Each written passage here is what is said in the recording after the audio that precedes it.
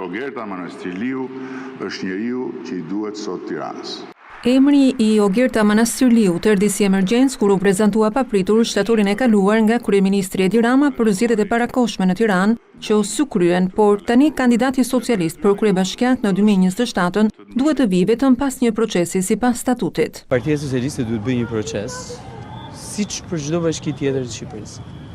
Ishte një emergjencë një vit e ca më përpara, në shtator të vitit që shkoi, dhe normalisht mund të ishte edhe ashtu gjëja, por tani është koha e mjaftueshme që PS-ja të bëjë një proces. Kur thoni procesi, keni fjalën për një garë të brendshme për të zgjedhur kandidatin? Atë që parashikon statuti. Statuti e ka shumë qartë se çfarë duhet ndodhi. Pra të votë besojnë kandidaturat mes strukturave të PS-së. Siç bën në të gjithë territorin e Shqipërisë, për çdo bashki të Shqipërisë, mund bëhet edhe për Tiranë, për të krijuar një kohezion. Në reagimin ekskluziv për Report Televizion, vetëm një ditë pasi në media u publikua lajmi se ai ishte vetë ofruar Partisë Socialiste për të kandiduar në Tiranë vendore të ardhshme, deputeti socialist Erjon Braçe thotë se nuk bëhet fjalë për një ambicie personale, por për punët e kryeqytetit. Për të disatën e herë duhet ta them që s'ka lidhje me ambicie personale kjo gjë.